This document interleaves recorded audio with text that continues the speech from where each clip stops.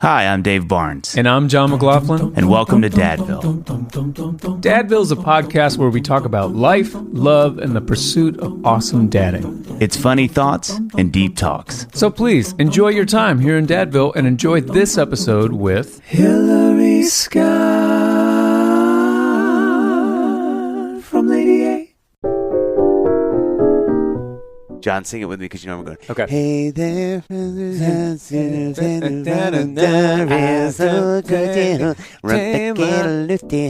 you see the viral video from the T-Swift, or as I call her T-Swizz when we're playing basketball? T-Swizz. Concert here in Nashville. Are you talking about the one with the dad and the daughters singing in the car? Yes, did you see that? I did see that. Did you know that's our boy Los Witt? That's Carlos Whittaker. Yeah, who lives here in town. And if you loyal Dadville listeners haven't seen it, you got to check it out. His Twitter handle is @LosWitt dash. That's Los. It's not a dash.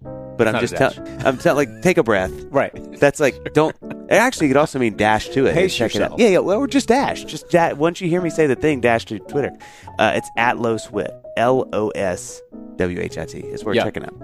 So the first part is when he and his daughters are like, they're probably 8 years old or something like that, and they're singing along, and it flashes forward to the other night. So they're on their way to the Taylor Swift concert when they're 8 years old. Yep. Flashes forward, and now they're like in college singing the same song. It was an awesome video. Carlos isn't 8 or in college for either one, just for clarity's sake. That's right.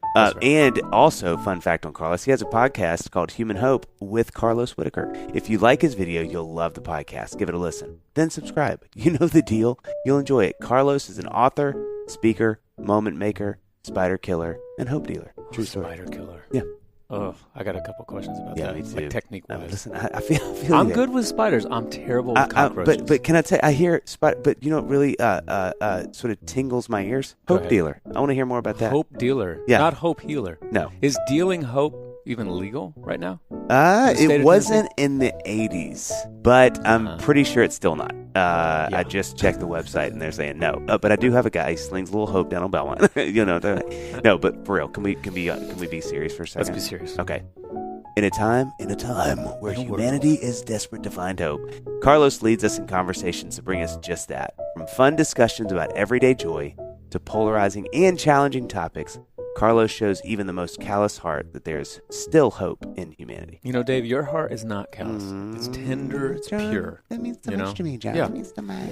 So join Carlos every Thursday as he dives into culturally relevant and timely conversations where hope is needed and where hope may already be evident. That's the Human Hope Podcast with Carlos Whittaker, found wherever you listen to your favorite podcasts. We are here. We're here. We'll heal. Here we are. Hill with God. So we're here with one of my favorite people ever. I love you. I love you. With Hillary Scott. And so, Hill, I don't know if you know this. We start with what we call the brag sheet. And that is just a lot of the amazing things that you've done. Okay. So this could get a little awkward. Yeah. Because we're just going to highlight you right now. Okay, so there's also just some fun facts sprinkled in, which I like. The first of which we're going to start with attended MTSU. Yes. Go Blue Raiders. Which I did not know that. Raiders. Were you guys there at the same time? No, gosh, she's way younger than me. Not that much. Are you not? I mean. No. I'm 37. Okay, that's not okay. Yeah. Okay, I thought it was a decade. I just assume that everybody that's cool and successful in Nashville is a decade younger than me. Yeah. that's just an automatic. That's a safe assumption. That's a safe assumption. Okay, but grew up in Nashville, Nashville native. You and shout out to Dadville alum Nate Bargatze. Woo woo. Same high school? Same high school. Oh. Yeah. Which high school? Donaldson Christian Academy. DCA. Over in Donaldson. There you go. By the airport. And Nate was some years ahead of me, but he's, legend. Yeah. And I'm a huge fan. Yeah. Huge fan. Yeah.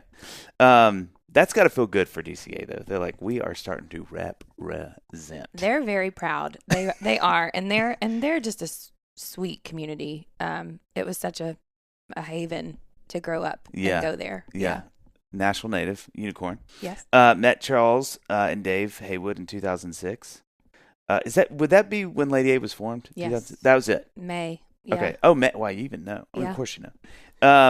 First she song was there, Dave. I was there. I didn't know. I don't know. Maybe you have a stand-in. It was bad the first couple times. You were like, you just sent a proxy. First, the group first performed together in August 2006. There you go. Signed a record deal with Capitol in 2007. Debut album in 2008 and landed at number 1 on the country albums chart. Certified platinum 3 months after. Is that true?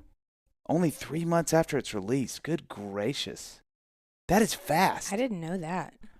That's 333,333 records per month, if my math is correct. That's amazing. Jason, you can edit that so it's a little quicker. Yeah, a little speed that up and make him sound smarter. Whatever that plugin is. Released 9 albums with Lady A. 2016 released the Love Remains album, got all the way to number 7 on the Billboard chart. Showed up. Won Best Contemporary Christian Album, and Thy Will won Best Contemporary Christian Music Performance Song, which is amazing. Those are Grammys, right? Yes. Look at you. She's also sung on many other artist projects, most notably Dave Barnes' Christmas Tonight. Yes. I didn't even put that in there. Jason must have done that. Really? Because it's a different font. No, keep scroll up. Just scroll up. Won 4 solo Grammys, and then it says to take a deep breath, because here we go. Lady A has won 9 ACM Awards, 4 American Music Awards, 2 Billboard Music Awards, a British Country Music Association Award, 5 CMT Awards, 6 CMA Awards, 7 Grammys, 2 People's Choice Awards, 5 Teen Choice Awards, and nominated for a Tony Award for their song on SpongeBob musical. That is crazy. That part gets me every I time. love that. I know you love the tag. Just summing it up really nicely. Okay, so this is one of my favorite things to ask after we read this every time. 15-year-old Hillary. Mm-hmm. If I time travel back and said, listen, this is going to be you, are you like, yep? Are you like, what? Are you like, I just want to paint and dance? I mean, like, what, how do you respond to that? I mean, it's. I would say beyond what I could have ever known was possible or to pray for. I mean, I had hope that it would work and we would, I would be successful in just my own calling. And then when I met Charles and Dave, that we would be successful but that is way beyond what I could have ever fathomed. And to be honest, as you read it down, like, I still can't process it all. Yeah. I mean, it's 17 years this year of, being in a band, and I started working on music when I was 16. So 21 years of doing that. Mm-hmm. So it's still hard to fathom. Well, when you were 15, were you like, this is what I want to do? I knew when I was 14. Jeez. Yeah. I did. It's a kind of a cool story. So, growing up in a musical home, it's a little bit more in my bio. Like, both my parents moved from their hometowns to Nashville for country music. Like, if you'd have asked my mom when she was 18, when she moved here, why are you going to Nashville? She's like, to sing on the Grand Ole Opry. Wow. She's from East Texas, and my dad is from close to Charleston, South Carolina. Both incredible singers, incredible songwriters, have had unbelievable careers in their own right. So I grew up in this musical household and found out really early on that I loved it too, that I'd been given this gift. And so when I got to my freshman year of high school, I say it's like one of the most transformative years of my life, other than like when I met Jesus when I was 5, because my only sibling was born, Riley, my little sister. And I knew beyond a shadow of a doubt that I wanted to be in music. Wow. I wasn't sure how, if it was going to be Christian or country or pop at that point. I just knew that I loved it because I listened to everything. I started kind of leading worship in the praise band at church and at school because we would have chapel on Wednesdays. And then my mom, this is a great story. So my mom got the opportunity to do the Linda Davis Family Christmas Show at Opryland Hotel. Oh my gosh. For 3 years consecutively. So my junior and my senior year of high school and my freshman year of college, we would do 45 Christmas shows between Thanksgiving and Christmas. Whoa. Oh my gosh. You're not saying total over 3 years. No. Every year. Every year you would do 45 shows. Yeah. Mm-hmm. So is that like 2 a day, 3 a day? We would do 2 a days. I think we would do 37 days of work, and it would be 45 shows in those 37 days. Oh my gosh. That's insane. And I knew once I did that, I'm like, if I can sing Christmas songs every night, twice a day, for these many years, I can definitely go and perform songs that I've written and that I love, that aren't holiday. Yeah, now when you look at like a tour run, and you're like, guys, we're doing 3, there's some weekends we're doing 4 shows. Yeah. You're like, is that one night or over the whole week? Oh, yeah, easy. Well, here's the thing, 37 and like 16, I had way more stamina than I do now. But it definitely taught me a lot about just that is performing. I mean, so you are putting in years worth of time, one in your teenage years, before people like me have even played a show. So I mean, by the time you're getting to where it's kind of like a lot of other people are going, maybe I want to do this for a living. You're like smoking your cigarette and they're going, let me tell you about show business, kid. I mean, you had done.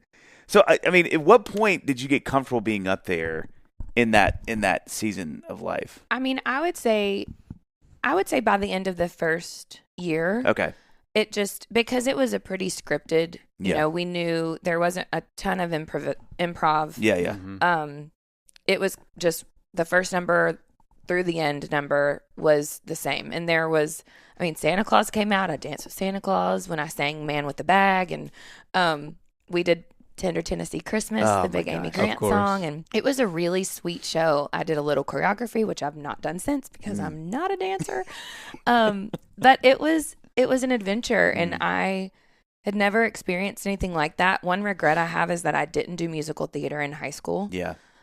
Probably some of it because I had to spend time elsewhere doing this. But that was my experience with the closest thing to it sounds like you musical did theater. do musical theater. Yeah. Dancing I think with what's Santa. cool about that too is like dancing was when Dave and I came up, like our sort of disposition was that like lo-fi guy on a guitar, guy on a piano. That's a great point. And your experience being what it was probably taught you like, okay, there's like a way that you look at the audience and like, you know, that kind of thing, like sort of that showmanship of it, I suppose. I mean, we had a saxophone player in the band. That's the highest level of when you got a sax guy in the band, you have reached the upper echelon of performing. Like, that was where it started. I'm like, whoa. Well, too, you know what I was thinking to your point, John? It's like, it's those two things. It's one, what you said, that idea that like, but two, you're seeing like, if this goes well, this is how this can look. Yeah. Like you have a crew. You have guys walking to the side of the stage with a flashlight going, okay, Hillary, are you ready now? Yes. And it's a collaboration. Yeah. It's an ensemble. Well said. Yeah. But I think with me and John, we were like, well, I think you just play, you know, with a guitar or piano for the rest of your life. Wait, there's other band people? You know, like the other people are a threat. No. It's just you up there. And that sounds terrifying to me. Like coming from the lens, like because it was a family, because it was my mom and my dad, my little sister, which here's a funny story. She was 2, 3, and 4. And there was this one part in the show where Mom would roll out on the piano to Rockin' Around the Christmas Tree. It was like on a riser with wheels. I want to see this show. And my sister would be on her stomach on the piano, like kicking her feet. Like it was so cute. And then my favorite part is during Tennessee Christmas, which was kind of the first kind of kumbaya family moment of the show. My parents gave her a mic and it wasn't on. No. So she's singing my gosh. her little heart out and you can't hear a note because the mic's off. It's more about the passion, though. It is. You know? And she's probably never forgiven them for it. Oh, yeah. She's like, when she found that out was her first, that's like the first thing she's talking about in counseling. Yes. She said, I can take you back to exactly when I felt betrayed. Yep. When the world wasn't a safe. Yeah. And thankfully she's gotten some healing around it and can laugh about it now. But it took a minute. Yeah.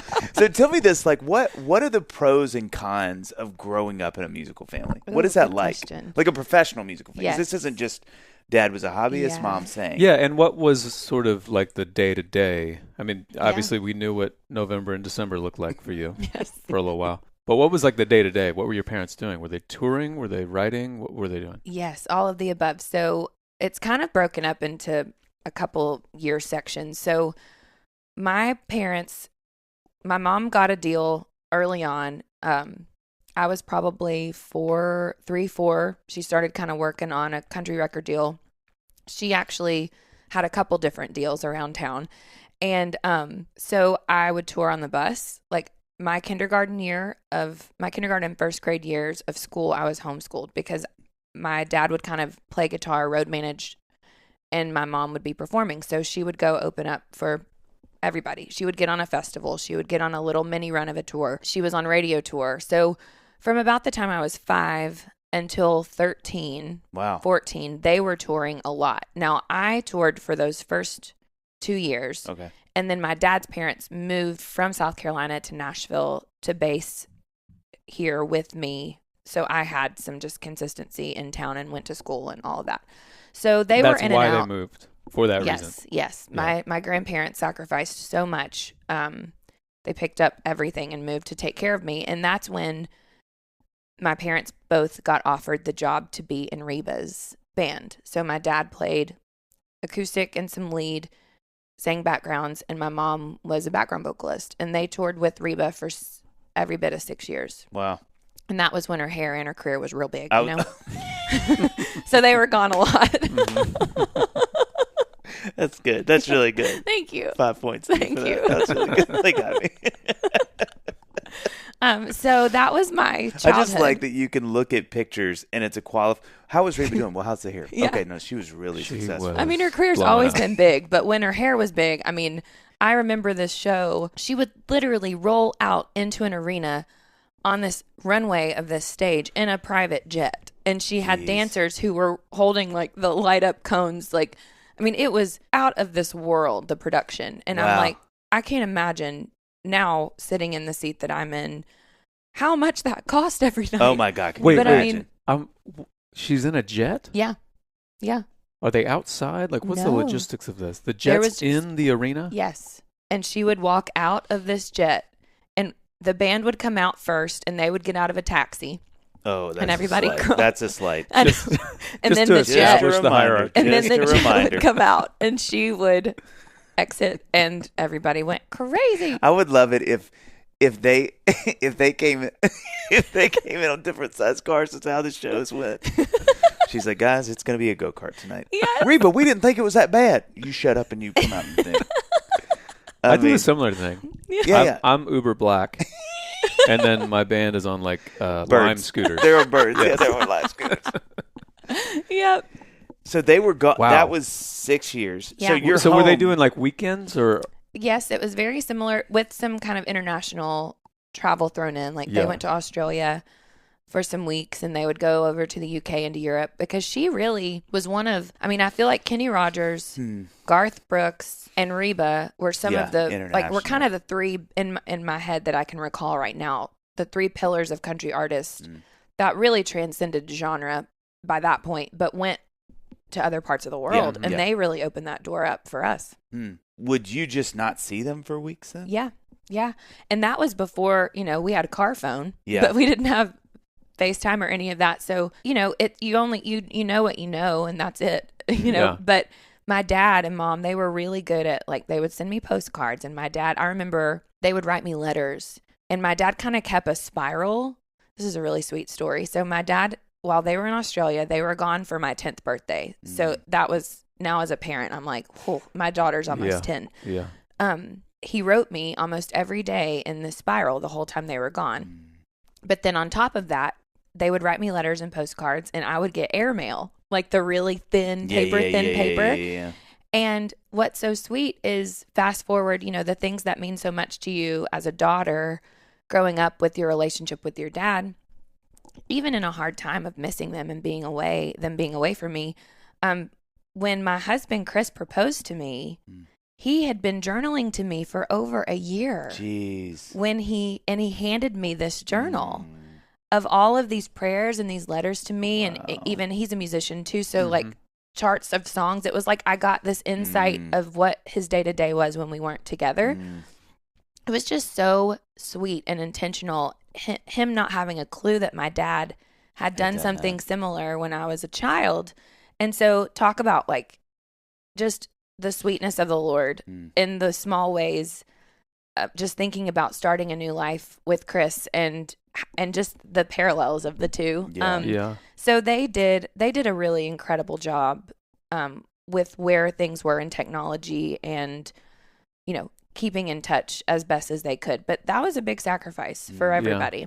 How does that inform you now? Like when you think about with Lady A and touring and stuff like that? Like, well, they were in a different role, like they were hired by Reba as members of the band at this point. So it makes me have a lot of empathy and understanding for our band and their wives and their children, because I'm in, the role of the artist. So there's more flexibility. I have definitely more say in when we work, when we don't. Yes. You're not in the cab. That's hilarious. But with that, I think within my own home, Chris and I talk about this a lot.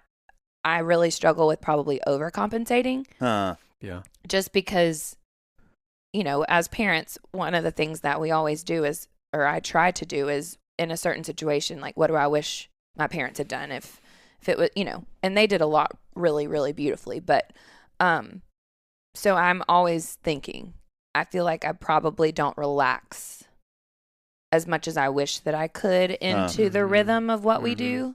But as a mom, their little brains and their hearts, everything that they need, it's changing. It's ever evolving so quickly. So I kind of feel like that's part of motherhood, part of parenthood. But as a mom, like anticipating and also trying to hold space and recognize what they need in any given moment. So the popping in and out of that is hard. Yeah. It's so fascinating to me anytime we talk to someone who, because when I was growing up, my dad for a lot of years was gone like Monday through Friday. And that was, it wasn't like any sort of dramatic thing. It was just like that's just life. Yeah. And the way that I've always viewed it is like my dad, that was such a sacrifice that he did for his family. Like, I know he didn't want to leave. He's the best. And when he was home, he was the best, all that kind of stuff. But as a parent now, like seeing the ways in which you sort of compensate for your own childhood and how you sort of project that onto your own kids. And it's almost like you live as a parent as if your kids had your childhood. Yes. Which they don't. Right.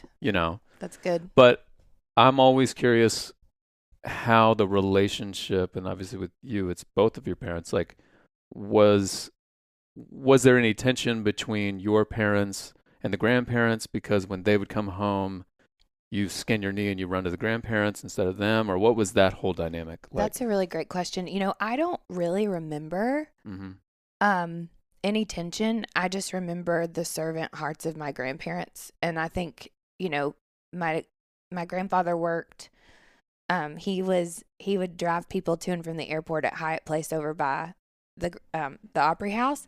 And he was awesome. He was like the most people person when he was at work, and then he would come home and you could tell he had just given and given and given of himself. And so he would get home and just be ready for dinner and watch his shows and yell at the TV, and then he'd go to bed.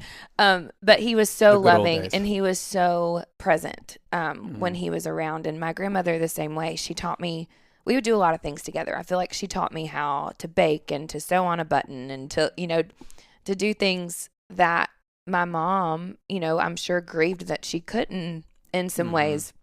So, I mean, I definitely went through every teenage girl is just mad, Okay. Like Can we just stop there for a second? Yeah. It's just sort of That's the title. That's the title of this episode. Jason, she did your job for you. It's just mad.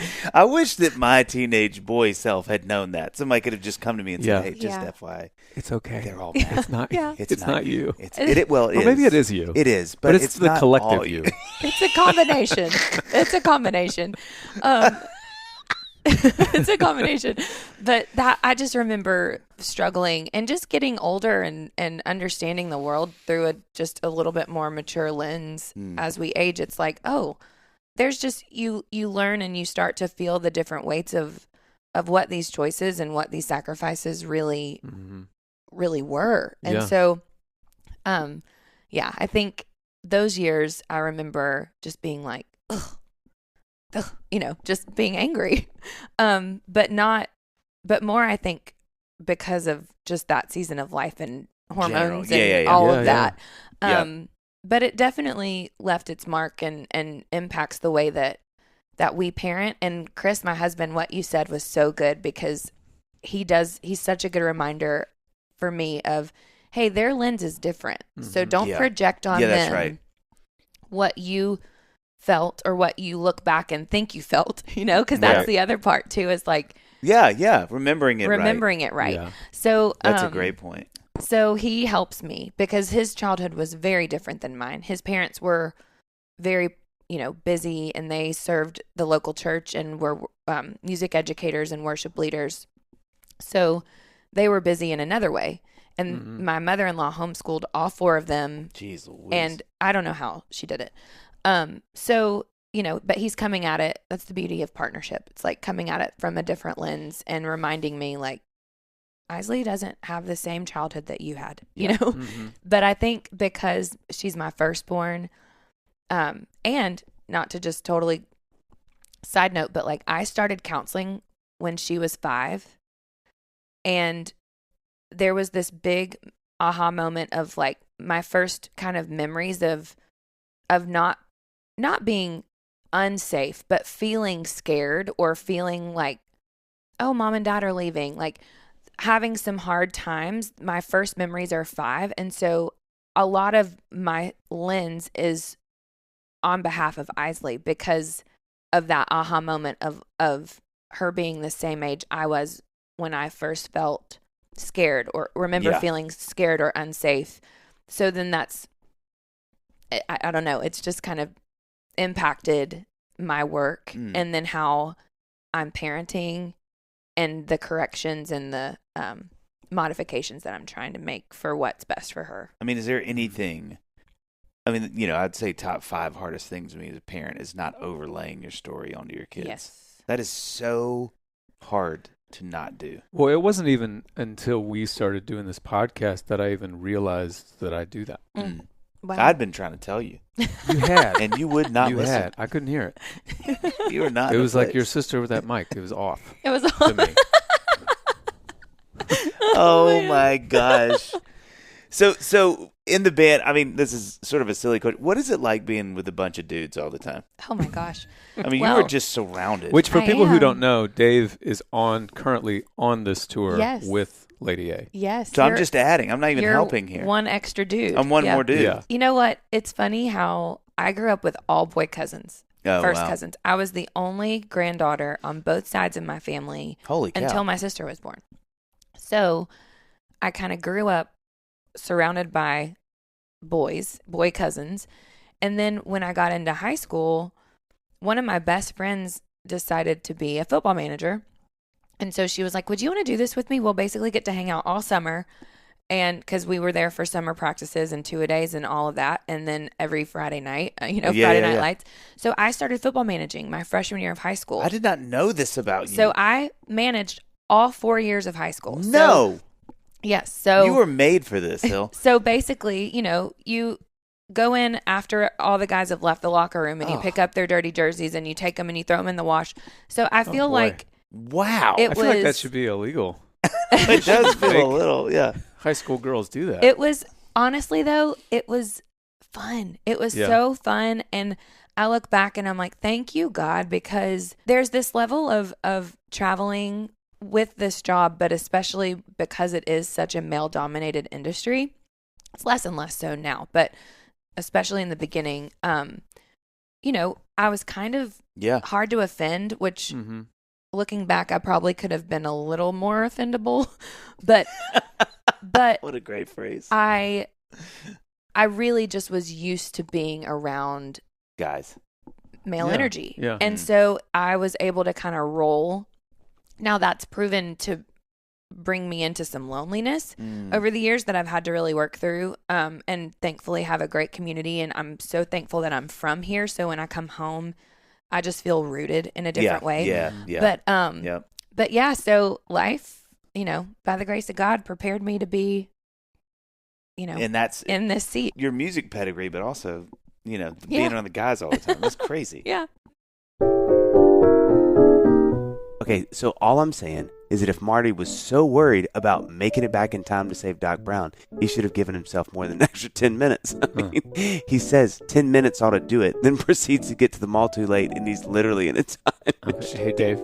I mean, why would you cut it that close? Why not go back an hour early and just tell Doc to cancel the whole experiment? Yeah. Dave. Plus, when Marty arrived at the mall 10 minutes early, he saw another version of himself. Where I'm assuming at this point it's just a perpetual loop of new Martys. I mean, what if them comes back at a different time and sees his other self? Dave. I need a break. I need some coffee, John. I'm sorry. I need some coffee. You said coffee. That's my end. Okay, I'm going to take this opportunity. Yeah, please. Because today's episode, Dave, and my morning cup of Joe, I'm going to let you listen to it. Oh, goodness gracious. What is that, Dave? Let's sing it together. Okay. Methodical coffee. I would like to apologize to all those people. To Methodical and our listeners. And each other, really. I'm just going to say, to you, I want to say I'm sorry. Methodical roasts their coffee to best express the life it lived, the place, the weather, the soil, and to honor the skilled people who cultivate it. That's exactly right, Dave. And Methodical, it's not just the name of their business, it's their approach to everything, really. Yeah. Methodical has been roasting and hosting for over 8 years and offers a wide selection of coffees and teas that are complex yet easygoing, just like my man Dave Barnes. Aw, stop, John. Well, I don't know if you remember this, but we have a signature Dadville blend. Do you remember that? How could I forget? Yep. It's the fuel that gets me going every morning. Yep. Filled with hints of chocolate, graham, and brown sugar. Just like John McLaughlin. Just like John McLaughlin. There it is. Methodical Coffee offers a wide variety of flavor profiles that range from classics that are bold and chocolatey to contemporary that are medium-bodied and fruity, all the way to avant-garde. That's right. Visit methodicalcoffee.com for more information and use the discount code DADVILLE for 10% off your first order. That's methodicalcoffee.com and use the discount code DADVILLE.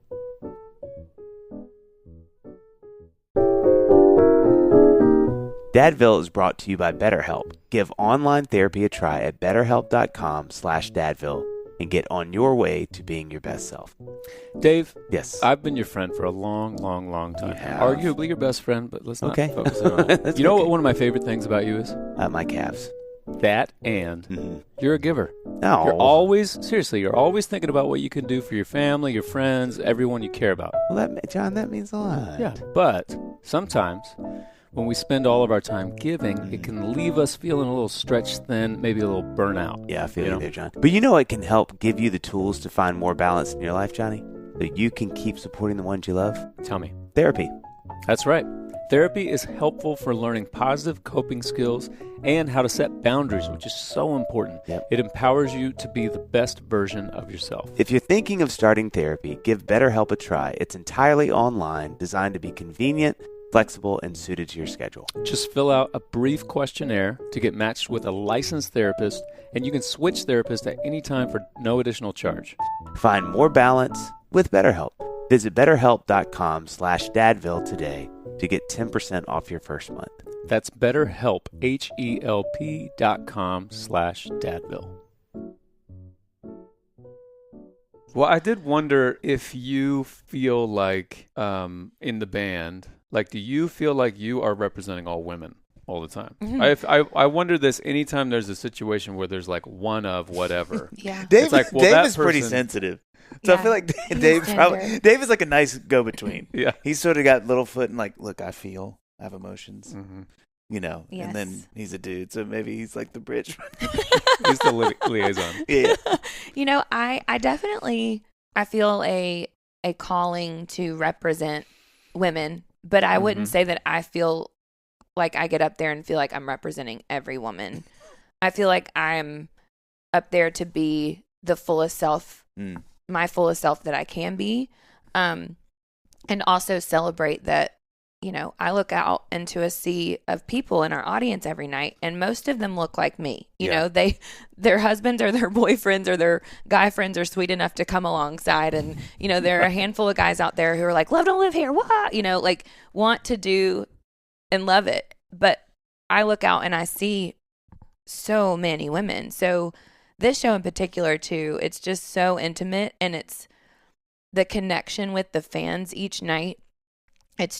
It's one of my, it will probably go down in history as my favorite tour we'll ever do. And we're only a few weeks in. How much do you feel like that has, well, hold on now. Can I finish? You interrupt. How much do you feel like that is attributed to the opener? There we go. And you don't have to say 100%. You know what? But I would say this. close. I would say this if you weren't here, and so I'm going to say it with you sitting here. I could not have hoped for a more perfect soul, the artist you are. Oh, that's kind. But to get this audience every night prepped and ready for what we're bringing, and they experience the gamut of emotions with your show because you're hilarious, you're heartfelt. It opens up, I think, all of the senses that we want to have experienced by the time we're driving home from a show. It's just, and I think through laughter, which you bring every single night. I forget what show it was the last run, but there was one in particular where our monitor guy, Pete, was like, he was so on fire. I can't even tell you. Everyone was laughing. I had to like walk away from the board at one point. But when you open people up that way, it breaks down a wall. Yeah, and I really think that our show wouldn't be what it is without you. Well, that's kind. So, and then you come out and we have this hilarious, fun, awesome moment during our show too. But y'all, the show is so great. I mean, y'all, it's a really fun night because it does, to your point, there's an intimacy that I think John and I were talking about that before you got here. Like, just kind of how these shows are so conversational. Like, you're literally, you guys talk so much to the crowd, like literally talk to the crowd. There's conversations. Oh yeah, a bride came up on stage a couple. Yeah. And so it does feel like a different look at what y'all do, in a kind of a cool flex in a different way too. Mm-hmm. Like, I feel like it shows that it's not just, because I think when you get to the level that y'all are with the band, the live show can turn into a machine in a good way, and it has to be, because you're playing to thousands of people a night, and they got to be able to understand what's going on in the very back row, right? So it can't be, which is a different skill. Yeah, very well said. And so I think it's fun seeing y'all with this, where you can lean into some different strengths of y'all's, and I feel like even vocally, how much y'all are showcasing with the acoustic songs, it really does. It shows such a different strength that y'all have, which is really cool. I had some friends who came out at the Indianapolis show where I'm from, and they were blown away. Oh, yeah, I think nice. I think that is the thing I would say most people are from this show, from y'all. It's like, because they've seen y'all do what you do, and they know the songs. But I do think, like you said, John, that's a great way to say it. I think you leave going, God, that was impressive. Like, thanks. They're really good. It's not just, hey, hit the BPM at the top of the show and you just plow through till the end. It's like, thank you. Well, and in rehearsals, there was a bit of a wrestle with that because we've been doing this so many years. We kind of have our set list. We have our moments that we know that work pretty well for the most part. Our batting average is pretty good. Yeah. At certain points in the night. And so we kind of flipped it all on its head. And there was the first day of music rehearsals, we all were feeling pretty vulnerable of like, how can we stretch this? But we knew that if we brave the deep of what could happen, that it would show us to be the human beings we really are. Well, and that this show is really for the fans. It is for them, and that each night can be different. And it's I'll say this, like, I feel like at the end of each show that I think this points to just it being what we're supposed to be doing right now. I feel so poured out and emptied out by the end of it, which is the greatest feeling in the entire world. And just feeling so much purpose and intention behind it. And it's been really fun, and I'm excited that we've got more to do. Oh my God, it's so fun. So as you said, wrestling. I was, John and I were talking about before you came over. Like, this last couple years for y'all has been hard. Yeah. I mean, it's been like, I think sitting down to realize between the changing of the name and COVID, and I mean, I just didn't see any of that backlash coming, and struggling through with all the things you had to do with that. And then with Charles and his, addiction recovery. Yes. Like, it has been, most bands don't make this. Yeah. You know? It has definitely been a huge test of our faith and resilience, but I think for me, when I get quiet and remember that there is a greater plan, there's honestly such a breath of relief when I remember and hold fast to that Like, I don't have to have all the answers, and that someone else way smarter, way more powerful than me is in charge. Like, there's this surrender and this breath that can come. Now, that doesn't mean that I don't have to release that. And as the last few years have have kind of gone on, sometimes it's second by second. I'm like, okay, Lord, it's yours. Okay, Lord, it's yours. How do I do this? But it's been a real lesson of having to trust him and having to have some really hard conversations. Yeah. Growing is not pain-free. In fact, it's the opposite. When you think about all of the things that grow, how a seed has to push through the ground, how a caterpillar literally has to turn into mush before it's a butterfly. There's so many different examples in nature of what growth is, and it's not pain-free, and it's uncomfortable, and you don't do it perfectly. Yeah. That's the other thing too, that is just knowing that ultimately we're gonna fail, and then we're gonna succeed, and that the best thing we can do is be humble and own it when we do, and then really lean into each other and wrap around each other when we're going through those ups and downs. And not to get back to the tour, but that was another huge part of the connection that we want to cultivate, is because we've all felt so isolated, and we've all had those moments, whether it's on a big stage with a public facing platform or it's in your own Bible study. Like, we've all said things that were like, oh, I didn't mean it like that. Or I didn't, there's so many different ways that we all go through these things that I just happen to go through as a public facing person. Yeah. So I say that, I guess, to encourage anyone listening, like, that it's being human and that growth isn't pain-free. And my hope and my prayer every day is that I lead with humility and that my pride dies. Yeah. If I want anything to die, I want my pride to die. Yeah. In an industry that is constantly pushing against that. Yeah. So while you were trying to crucify it and mortify this thing every day, the industry is like, no. You're the best. You guys are amazing. Everybody loves you, and everything you do is great. So that is a very counterintuitive. It is. Action. And I think so much of what I lean on through that is putting people around me who are going to be like, hey, hold up. Yeah. Or who are ahead of me in years and life seasons. Mm-hmm. It's trying to surround myself with people that are in different phases of life and can speak into that. And hold me accountable. When the whole name thing was happening 2 years ago or 3 years ago, whenever that was, it was interesting to kind of see, you can kind of see the, public sort of online, dumpster fire of a conversation that's happening, and then, kind of know you guys and know more of the story, the actual story, and the nuances of it and the complexities of it, and how that's just never gonna make its way. Anything nuanced and complex, which most things are, right, don't make it to Twitter and the general conversation.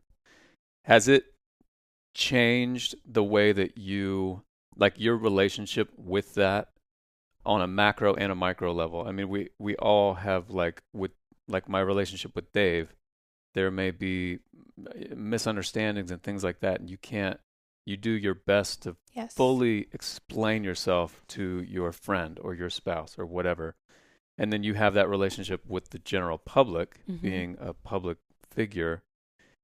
And Dave and I were talking about before you got here, like, you have to die to that. You have to give that up. There's no way that you're going to be able to explain to everyone. Right. And after, you've got 5 minutes where the whole world seemingly is focused on Lady A right now. And then 5 minutes later, they've moved on to whatever. And you don't even have that opportunity anymore to explain yourself. How do you deal with that? Yeah, that's a really good question. And it's an everyday search and sometimes reminders. I mean, gosh, that it was really hard. That whole experience was really hard. But what we knew is that this was something that we had to do. When we made this decision, it was such a private conviction, such an intimate, private conviction that we all three had, that we knew would deeply impact our public platform. But we knew that it's what we had to do. And so with that, there are going to be people that understand who the majority of this world they don't know who we are when we wake up every day and when I'm in my pajamas drinking a cup of coffee, and they don't. And so I think I've learned to really read headlines differently. I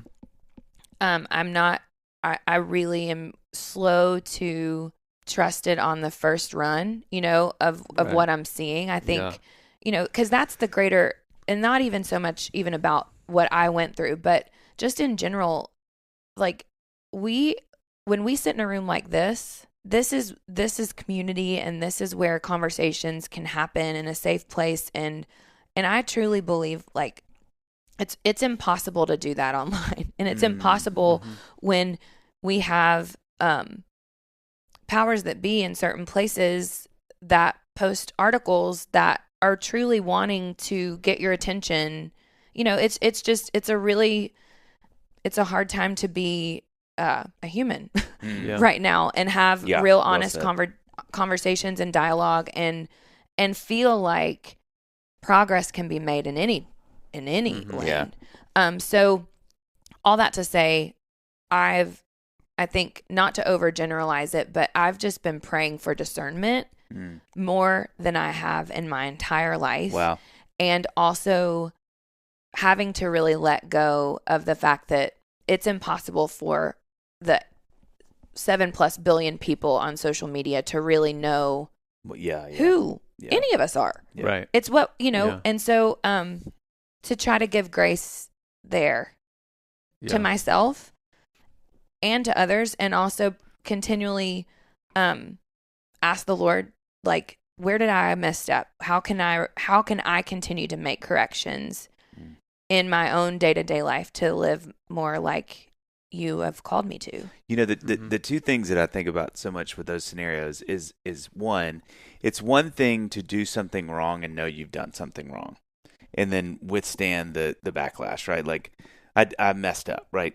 It's another thing when you're doing something you see to be very good and edifying, and it's met with the same backlash. Like, that's so hard, because I know, for me, forget social media, just in life, it's hard. Like, if a friend misunderstands me, it's so hard, but forget all these people. That's one. But then two, I think with y'all, the other thing that's so hard is, like, but I think has got a little silver lining, which I'm thankful for, is like one of the good things about so much of the stuff happening online is that you can turn your phone off. You can put it down, which is not totally true for y'all, because you're still going to shows and people are interacting with you sometimes in negative ways at a festival, whatever. But I do think, like, there's a weird, somebody told me once, and I've thought about this so much, if it's not happening to me, it shouldn't be happening in me. And I think how, one of the new great disciplines of, I think, our world is going to have to be that discipline, which is like, if I can turn off my phone or whatever my interaction places are, and it's not, then I shouldn't act like it is. Right. I need to have discipline to realize, like, I'm choosing what I bring into my life. And then sometimes I'm not. It really is happening. Right. And that's helped me a lot with sort of divining these moments in my life where something feels like it's so imperative. And I'm like, hold on, if I literally just turn my phone off, it's not bothering me anymore. Well, then that's a little on me, that's like, really I need to. And so I think, but then that's not true of y'all. I mean, that was happening in other ways too. But I do think one of the small silver linings of social media's struggle is that you can really just choose not to do it. And most of the time, most of that stuff just sort of disappears, as do those people and their intent. Because if they're not driving up to your front yard and going, hey, I got a beef with you, then they really, how much of a beef is it really? Right. And so I think, like, that's something that I've had to realize in the very minimal moments I've had those struggles. It's just kind of like, well, half of this is my fault because I'm paying attention to your point about headlines. Yes. You know, how to read those things with some discipline to go, hey, I'm in charge of it's guard your heart and mind. Like, yes. Keep every thought captive. Like how I have to do some work here too. Right. Yeah. What do we have agency over? There we go. That's very such well said. a great question, because to your point, like if it's happening to you and if it's something that is scary or stressful, our bodies release all of the different things that we need to work through, the cortisol, the adrenaline, right. When you're just, this was a sermon at our church a couple weeks ago, a woman, a mental health professional, she was saying, if what you're digesting is only through scrolling, your body doesn't release those same things. Like you're watching this thing that is really hard to watch or really stressful, but because you're not actually living in it, your body's not going through the process of how God created us to work through high stress, high fear experiences. And when she said that, I was like, oh my gosh, like that. And when I go into deep dives, because I'm guilty of it, of scrolling or down a rabbit hole of a certain story or something that's happening, I mean, it drains me and I can't show up for my kids. Yeah. And that to me is where it becomes this, like, if I'm no longer able to be the mom that I know I want to be and wife that I know I want to be, then I'm consuming too much of this. Mm-hmm. Yeah. What are my boundaries, and what do I have agency over, and can I give towards a cause I believe in, pray about it, and not forget, not take away the importance of whatever that situation is and keep it in my mind, but not ignore who I'm responsible to. And does that make sense? Yeah. Well, it's the stay with me, the pseudo omnipotence of our existence is really confusing. Yes. And so I think if you're not careful, you can start really drinking the Kool-Aid on, like, I need to know what's happening in Italy. I need to know it is imperative to my life and well-being that I know something in California or even Knoxville. And at some point it's like, even Knoxville. You know what I'm saying? Like even that close, you can be like, well, it's in Tennessee. It's like, but is that really affecting? Right. And so I've had to do these exercises where I'm like, if I am not paying attention to those things, what happens in my day, in Dave Barnes' day, when I'm walking around the world? Yeah. Those are imperative things. My friendship with you, what we're doing right now, like, like my neighbors, my wife, my kids, those things do matter. That's actually my life. Yes.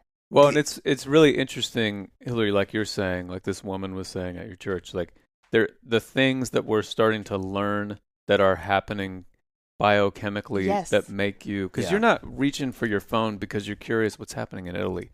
Like I'm reaching for my phone because of some dopamine deficit that I'm not even conscious of.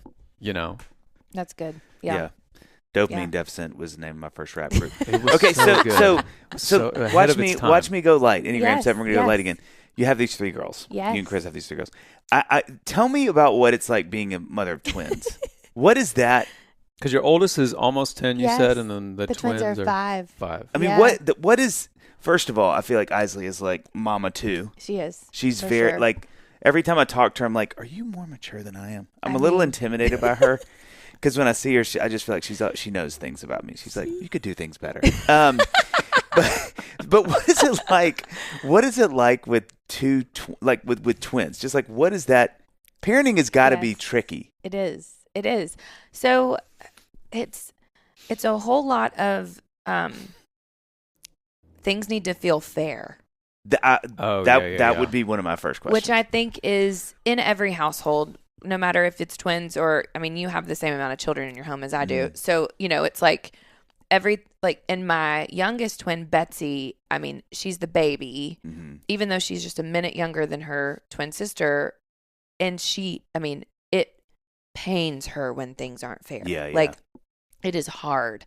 And so I think the challenge of parenting 3, but especially 1 and then twins, is they're all meeting them at any given moment where they are. And even though the twins have technically been in the same kind of stage of life, they're still very, very different. Yeah. And they're identical twins, and they are very different.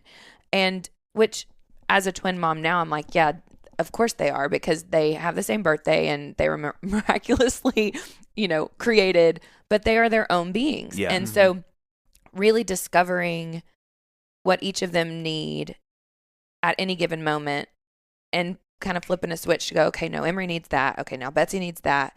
It's a different level of tired. Well said. Because it's emotional. And then something that I've talked to a lot of other moms and parents about is just the emotional weight of discipline. Like at the end of a hard day, I mean, it happened last night. My oldest, it was too close to bedtime and she was tired. I probably should have made her go to bed 15 minutes sooner and not watch the rest of The Voice, and she just started getting a little bitey with her words. And I was just like, you're tired. Mm-hmm. But by the end of the night and after she'd gone to bed, I was like, it's emotionally draining, so rewarding, but it's hard when you're the emotional weight of discipline is just not something that I was anticipating. I thought I would be able to be like, no, go to timeout. No, go to your room. Yeah. And then not feel the weight of like, oh yeah. Well, this is awful. Well, to your point too, that you said, because Sam, my youngest, I mean, is Livy like that with fairness? Is she like fairness police? Yeah. I mean, we just have two girls and they can go in phases where there are areas that they care about where it's like her donut is bigger than mine. Yeah. Of course, our girls never have donuts. I should have said you do kale. You do kale is donuts. leafier than mine. Your kale donuts. I hear that. You just lay it in a circle. Yeah.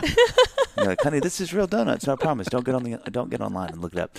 But like, I would think, especially that's where discipline gets tricky too with fairness, because my kids are already doing that thing where like, hey, Dad, you said 20 minutes. Well, you gave me 15 yesterday, or you gave 25 yesterday. Now it's 20, and I'm like, I don't remember. Yes. Like, right. Okay, but if you have two that are twins, I would say that's even double that, because they're really watching. Like, when we're already starting to say things like, the three of you are your own. You are your own person, and so the way Dad and I are going to make decisions, and a lot of this is with Isley right now. The twins are still young, but like, because she'll say, "But my sister's got da da da," and I'm like, I understand, and I see that could be frustrating, but you are your own person. Yeah. And the decisions that Dad and I make on behalf of you for your good are going to look different sometimes. And it's okay to be frustrated about that, but just know that we feel that this is what's best for you. And so it's a lot of that. We talk to them a lot and try to really empower them in who they are as individuals. And then some days we're just holding on for dear life, Mm-hmm. Yeah. And that is, I think, just what this season is, right It now. is. There's so many more days like that where you just feel like this is not how I thought that it was going to go exactly. Especially when it comes to discipline. You're just like, you imagine like, well, I know what I'll do in this scenario. We have rules, Amy and I. Here are the rules. We don't do X, Y, and Z. And then when it happens, this is what, the crime, here's the punishment, done, emotionless. And it's just not. Oh, it's not God. that It just way. doesn't work out that way. No. To just a little funny side note is I've kind of been waiting for the day. I saw this thing online where a mom put her twins in the same T-shirt. Like she went and got one of the dad's T-shirts because they were arguing and they couldn't get along and they were just fighting. Like actually one and they t-shirt. literally got the dad's extra gosh. large T-shirt and put them both in it and were like, you're going to stay in the same T-shirt until you start, That is amazing. getting along again. Yeah. And I'm like kind of waiting for the moment where I feel like that's the right That's the approach. move. It might not ever be, but there are definitely those moments where it's like they go after each other, and I'm sitting here going, and y'all are only 5 and 10. We're not teenagers yet. Yeah. And Yeah. remember, teenage girls are mad. Yeah, they're always mad. They're Right. so mad. So it will be my sweet husband. Woo. John. I was with you. No, I was going. I thought, okay. Are we trading? I don't know.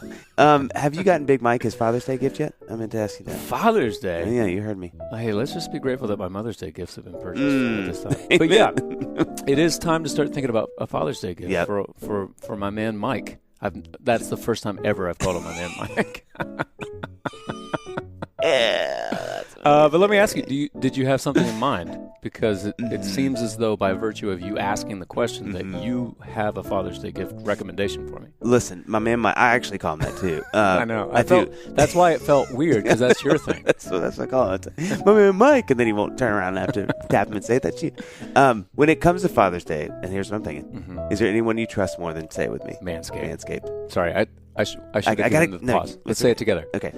Manscaped. It sounds better lower. Yeah. It does. Yeah. Listen, not a chance. I don't trust anybody. In fact, if not for Manscaped, I'm not sure why Father's Day would even exist. I get that. Am I right? You are, Yanni. And this year, our friends at Manscaped are saving Father's Day yet again. Oh, they're bringing Father's Day back. They're the hero we don't deserve. With the total package for the father figure in your life. Let's start with the ultimate Father's Day MVP. The Performance Package 4.0. Yeah. Yep. Now, people thought we were going to say 3.0. Nope. We're going all the way to the 4.0. That's right, Dave. Inside this package, he will find their signature lawn mower 4.0. Yep. Trimmer. Yep. Brand new Weed Whacker 2.0 ear and nose hair trimmer. Dad needs that even if he says he doesn't. Crop Preserver deodorant, which I use every day. Crop Reviver toner. Yep. You think I'm done? I'm not. No, Performance please. Boxer briefs. You can put those on and perform. Yes. And a travel bag to hold all those goodies. But the Performance Package 4.0 is just the beginning. Some people think, no, that's the middle. And no, it's the beginning. We can't forget about the moneymaker, John. Manscaped has absolutely changed the game. With their new Beard Hedger Pro kit. For fathers around the world, circa the globe, okay? You can get the Beard Hedger trimmer, beard shampoo plus conditioner, beard oil, beard balm, and 2 free gifts with their signature beard comb and scissors. And for somebody with a beard, like I'm always, I use these all the time. Yeah. As someone with a healthy beard. I say you don't have to have a beard to get this. Get the thing, and then it's like a Field of Dreams situation. If you buy it, it'll grow. Now, we all know dads love their comfort. Yeah. Our comfort, right? Yep. So if his grooming routine is already on point, make sure to hook him up with the Manscaped Boxers 2.0. Now, these are without a doubt, Dave, the best boxers for men of all ages. I've said it once, and I've said it again, and I'll say it again later today, probably. You will. Or at least the next time we do these ads. John, we should call these boxers Faith Hill, because guess what they do? They breathe. Just breathe. Okay. Whether he's mowing the lawn, taking out the trash, or playing golf in the sun, maybe all 3. I don't know your dad. And on Father's Day, the only acceptable activity of those 3 would be golf, by the way. These moisture-wicking boxers breathe without breaking sweat. And now, listeners, you can get 20% off. You thought I was going 19. We're going 20. 20. Plus free shipping with the code DADVILLE at manscaped.com. That's 20% off with free shipping at manscaped.com and use the code DADVILLE. Make this Father's Day one he won't forget with Manscaped.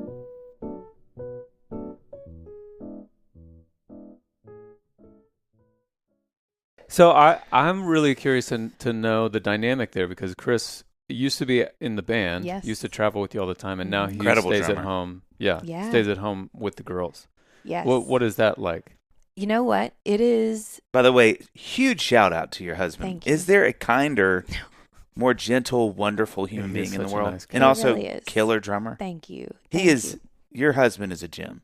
Thanks. I mean, he is a gem. I can't imagine this life without him. I really can't. I feel so grateful. We've been married 11 years. And, he is a full-time dad. Mm-hmm. He's added, since the girls started preschool, he went back to school. He's getting his master's in practical theology. He'll be done with that at the end of this year. Not sure what he's supposed to do with it yet. He just knew he was being obedient doing it. But I'll say this about Chris. He told me a story when, I think it was back when we were dating or we were newly engaged. And he goes, I remember when I was 8 years old, thinking about how I couldn't wait to be a dad. 8 years and old. I feel like God just created him and planted this seed in him to grow into the father and husband that he is. And I mean, early on in our marriage, I mean, we got pregnant with Isley before our first anniversary. And so, you know, really quickly we jump into this parenthood journey together. And he's just a natural at it. You know, he's the oldest of 4. It's Chris, his 2 sisters, and then his little brother, Kevin, who's 10 years younger than him. And he has cerebral palsy. And so he is in a wheelchair. He's got some neurological, you know, disabilities going on, like short-term memory loss. But he's also extremely social and is one of my favorite people on the face of the planet. I love Kevin so much. So there's this level of just nurturing that I think that he has had to have and has wanted to have his entire life since he was really young, that I definitely see play out every day in our household. He's also a very humble man.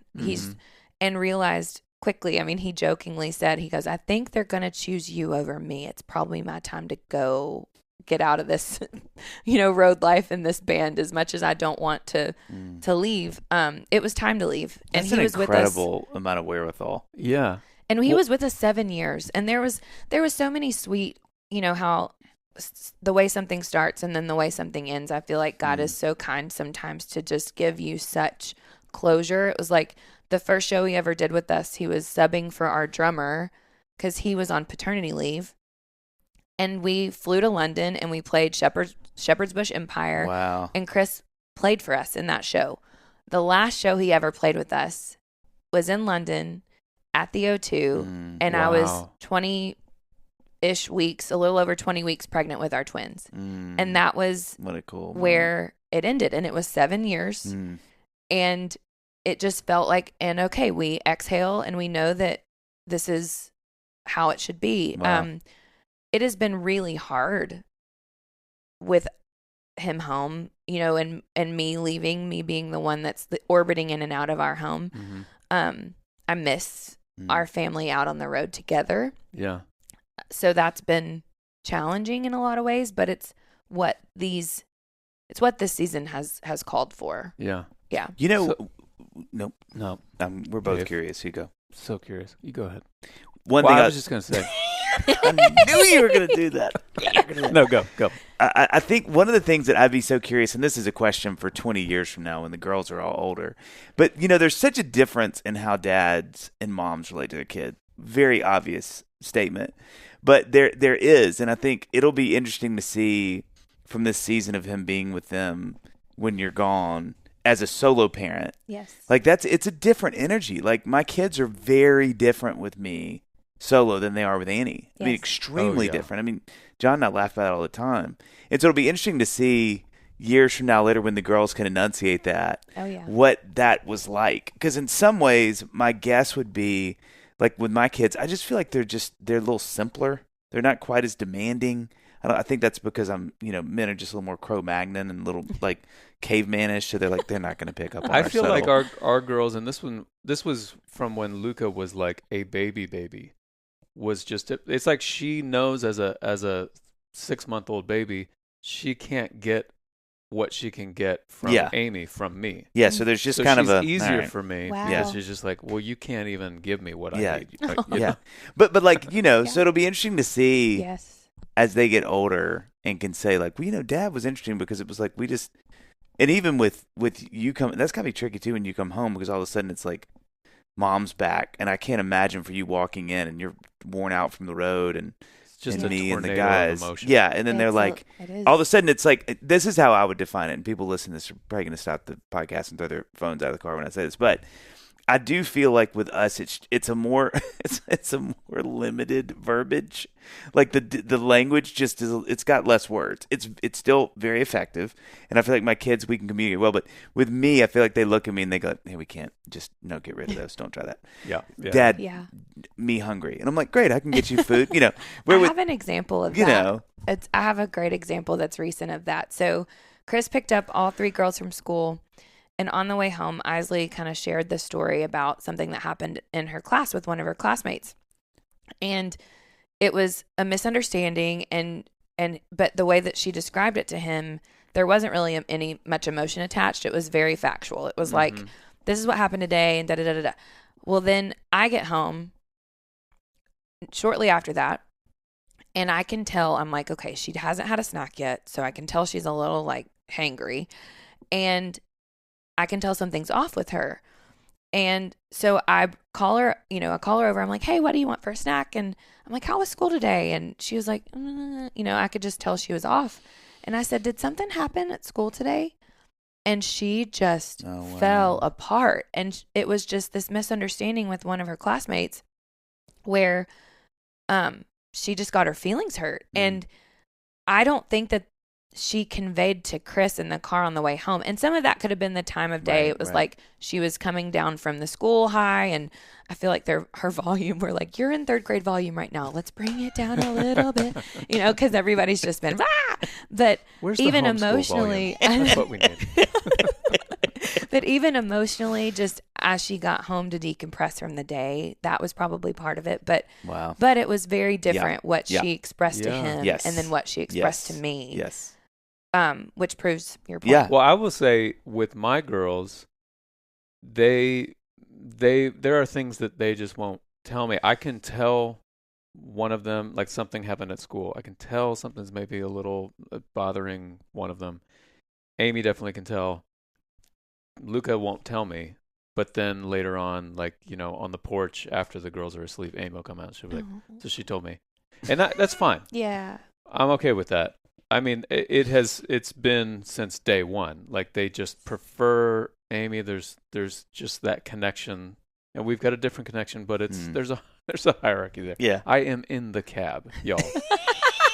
I love that we're getting back to that. Yeah, just trying to. That's so but good. That's with so your good. situation, I'm wondering, like if Amy were leaving, touring Wednesday night through Sunday morning, all that kind of stuff, and I'm at home, I wonder, would that start to kind of level out a little bit, or would it be like, no, she's going to wait till Sunday to tell you the full emotional story? That's a great question. I mean, I would love to know the answer to that. I feel like there would have to be a balance like that, that hierarchy and where you're saying you feel you are, like it would have to kind of start to level out. I mean, I've thought a lot about, as I'm, thinking about my girls growing up, like, how is this going to change who they marry? Yeah, for sure. They like expect. who, like the husband that they're going to be drawn toward, the human, the man that they're going to be drawn toward. So, well, it's funny to hear you say that. I mean, John and I have talked about this a lot, just in conversations he and I, and unrecorded. Is when you have dads who are around a lot, because like Chris is that way, obviously. Even with y'all, he was, like even as a touring musician, you're home for 4 solid days every week, right. And so accessible most of that time. Like we've talked about that so much, like with our kids. I think especially with Xana, I'm like, is she gonna think like, so yeah, he'll be around and he'll just be like in his back house working, or he'll be, like, what does he do every day? Yeah, he's like laughing and staring at his phone, but then when I see him, he puts it down and puts his headphones on and acts like he's. But like, I've thought about that a lot. I have thought like, what is it they're learning? Even with my boys, if they're looking at me going, oh, like dads do work where they're not in an office, or where they're with their friends a lot, or where, they have I'll have my office in the backyard or in our basement, and where, those things fascinate me. Yeah. Just, With Isley, Chris, told her like, I'm going back to school, so I'm going to be studying. A lot of the time when you're studying, you're going to have homework. I'm going to have homework, kind of talking about that. And it came up where I think they were having a conversation, and Chris was like, Dad might end up getting another job, like getting a job and going to work every day. And at first, this is so great. Isley was like, oh, that's amazing, Dad. I want you to do that. And then as she's sitting there and they're kind of talking about it, she goes, so, and I'm going to paraphrase, but she basically said, so would you go like 3 days a week? And he's amazing. like, well, maybe, I just really want to be obedient to wherever God is calling me to work. And she was like, I could do this. And he's kind of playing it out, giving her all these examples. And by the end of it, she's like, yeah, no, I think I want you to work from home. I think God is calling you to be here, and I am 3 days a week. That's almost 4 days a week. As she's working through it in her mind, and it was like, it sounded really great, and I'm really happy for you, but no, not no. Yeah, this is not our rhythm. Disrupt my post-school right. time. Yeah. Okay, so I have one last question about that. It's kind of a dumb question, but I'm curious. There's this one time, I've said it on the podcast many times, where I had the girls in the stroller. I was pushing them right here on Belmont. I love this. Up the street. And this woman was walking the other direction. We pass each other, and she stops me. And she says, you are such a good dad. Mm. I don't know this woman at all. Yeah. She doesn't know me. I mean, I assume she's a massive fan. But all she can deduce from this scenario is I'm with my kids. Yeah. I'm pushing them in a stroller. That's all the data she has. That's it. That is the Wow. that full stop. That's all her data. And she stops me and says, what a great dad you are. And then we've got your husband, who is great. Yes. We love him, and he's staying home, and he's with the kids. Have you observed? I would have to imagine he gets an outsized praise for this.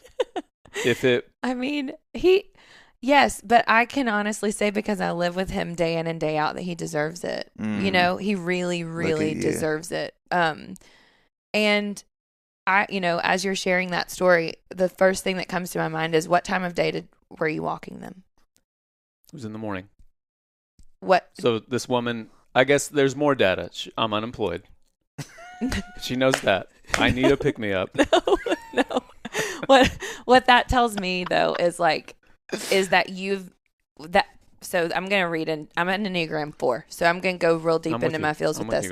So either she had a direct line to God and she just knew you needed encouragement that day. That's number one. 2, if she is putting into context, like, he's chosen to do this at this time of day when most dads are in the office. Mm-hmm. So whatever life choices you have made to allow for this to be possible has cost something. Mm-hmm. And it's beautiful that you're showing up for your girls, even in such what feels maybe like a small way of like just pushing them up the street. So I don't know. I think that there's something really powerful about that. Yeah. On one hand, I mean, I agree that this a is lot of literally times, the difference between male and female processing, by the way. Yeah, it is. No, yeah. A lot of the time, I think you're making a really solid, true point of, like, they see a dad change a diaper and they're like, what? You changed a diaper? Right. Well, and I even feel it, like, knowing that your husband stays at home.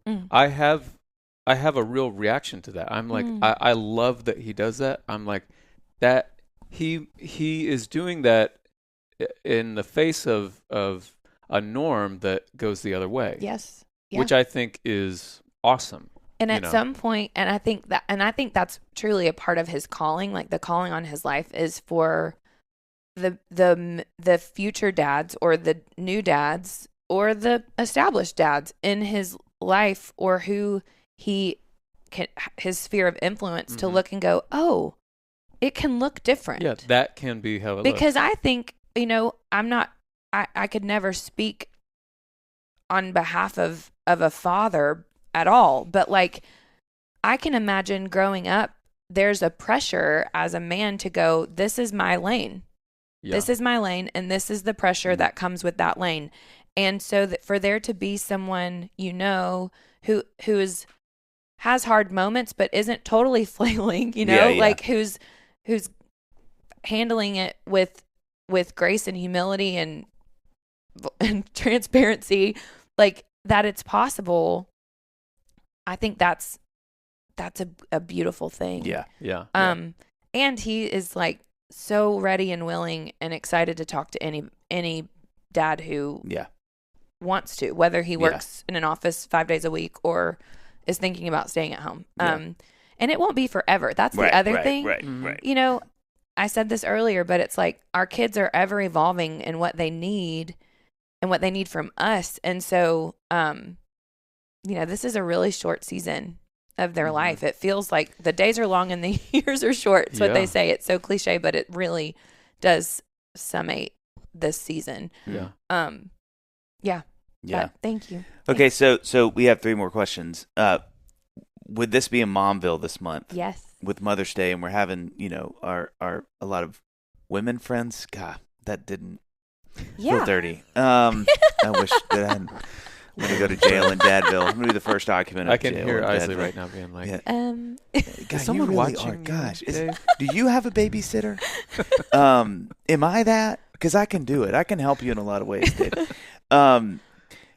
Do you have any thoughts for moms that are listening? Oh, man. I might need a second. I like. You've already given many great thoughts. Many great thoughts.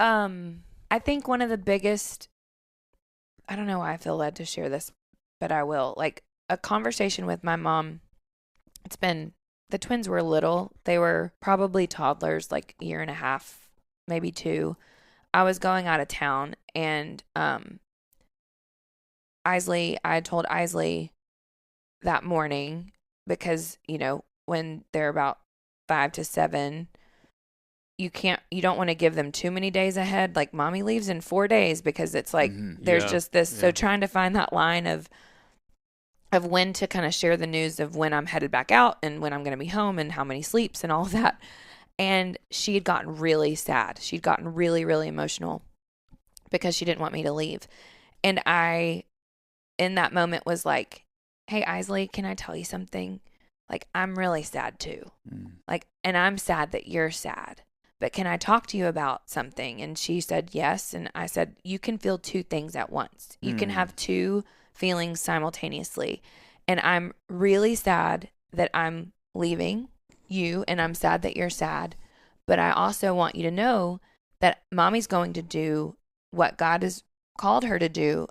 And I'm happy about that. And it's okay. Can you understand that? And my child is like, I'm so grateful that my firstborn is my firstborn, because she really has had this beautiful way of understanding, even at a really early age. And so we worked through it, and sitting in her sadness with her she felt better. It's like the movie Inside Out. When sadness goes and sits next to Bing Bong, and it's like, that must have been really hard. And then all of a sudden you see a smile come across his face, and he's ready to move on to the next thing. And it's a brilliant movie. And so we kind of had that in our living room. And then I went to lunch with my mom. And in that moment, I was like, this is what happened. And she goes, I don't know if I did that with you, and I'm sorry. And she goes, I said, well, you're going to have so much fun at your grandparents' house, and y'all are going to do this and this and this, and then we'll be home in a couple days, and, kind of presented it'll be okay. Yeah. And having that moment of like my mom saying she was sorry, if that's how I felt, and acknowledging that I was making a correction as a parent, in a good way, in a healthy way.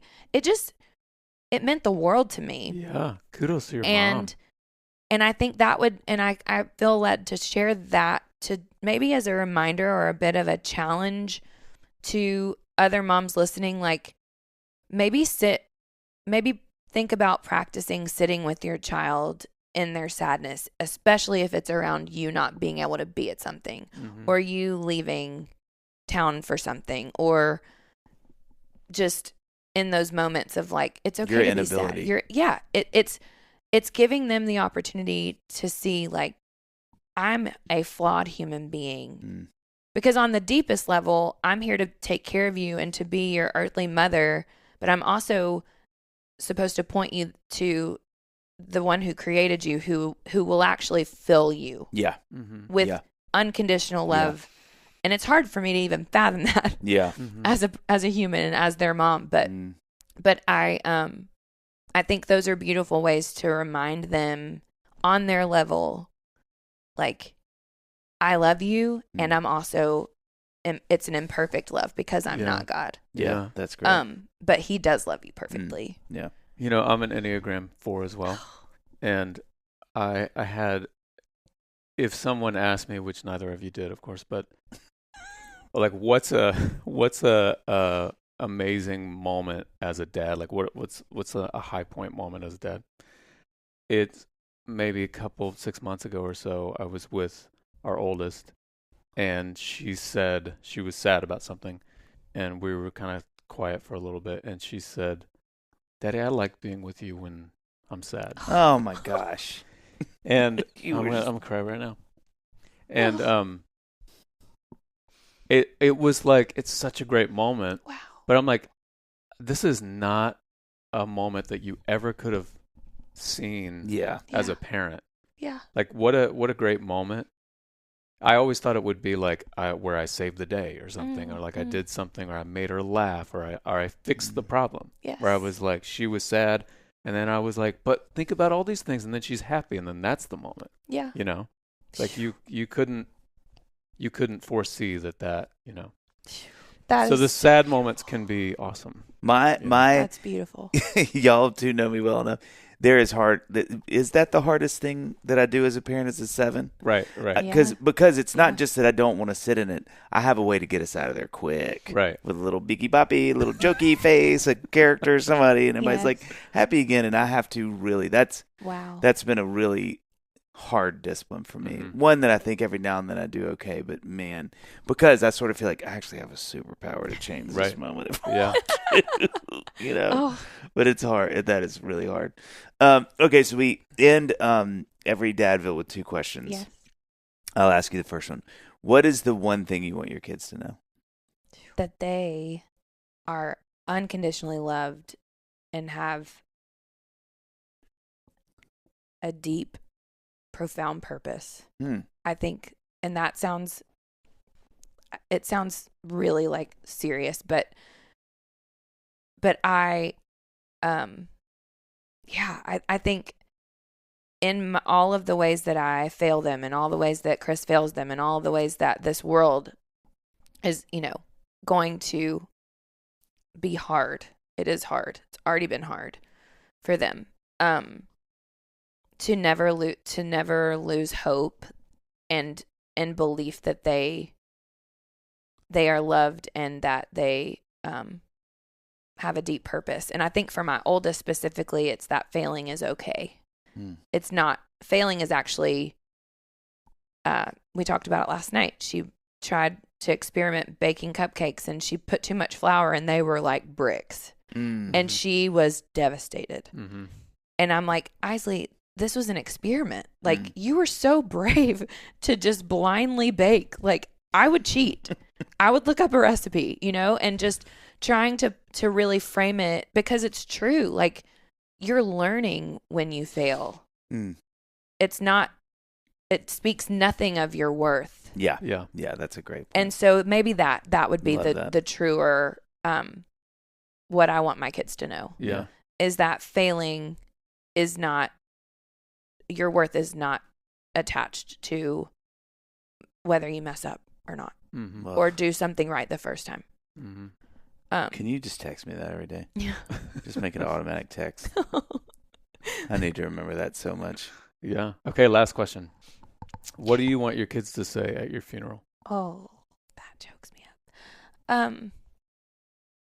It's a really good question.